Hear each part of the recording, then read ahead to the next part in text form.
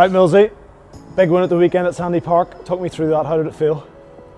It's obviously great to go to Sandy Park and get a win. It's not somewhere that's easy to go, as you know.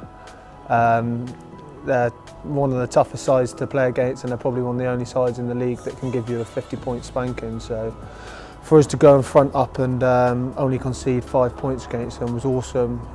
Showed a different side of our game with our game management and our defence, which was nice. And obviously after the game we found out they won their last 10 games at home, all with 5-pointers, so obviously they're bonus point tries and stuff. So unbeaten at home since October 2016, so it's something that we can take quite a lot of confidence in as a group.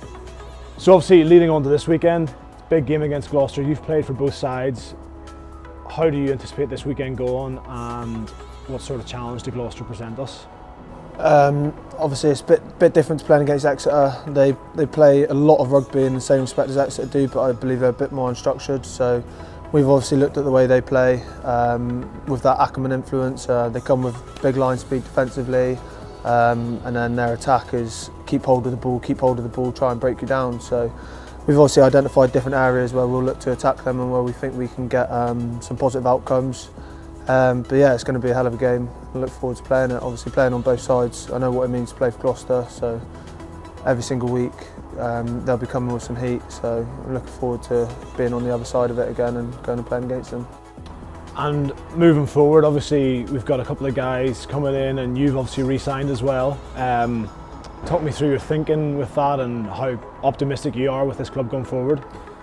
Yeah, it's great. It's a huge confidence to all the players that are here and the supporters that this club is going somewhere.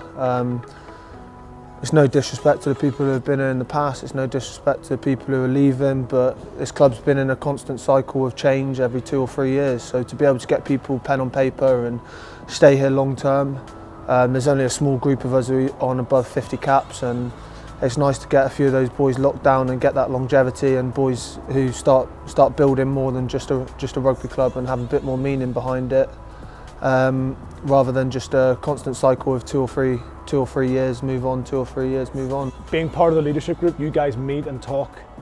What's discussed in there, and how do you guys drive this team onwards?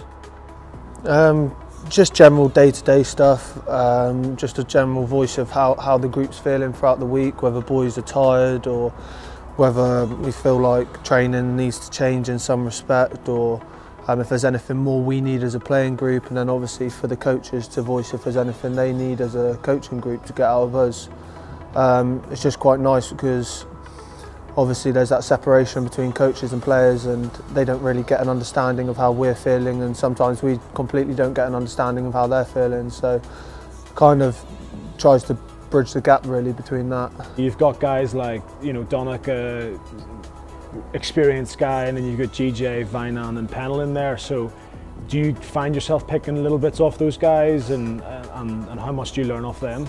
Yeah, like obviously they've got experience at a variety of all different levels. They're great club men, they're great people to have around that environment, and they know what it takes to be in a successful environment. So they all come up with little gems, and it's all nice, and it's all positive really. It's quite a positive thing, I think.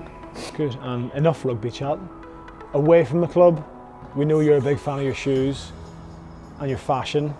Talk to me, what do you get up to apart from playing the Xbox? What do you get up to away from the club? Yeah, I've been doing a bit of design work with a company called Modus in Worcester, who've been great. They've been helping me get through some of that. I used to do a couple of hours a week, like experience with a company in Cheltenham when I was at Gloucester, and it's something I've just started up again. So at the moment I'm helping Max Stelling, who's doing his new horse box bar, cheap plug. Very cheap. Yeah.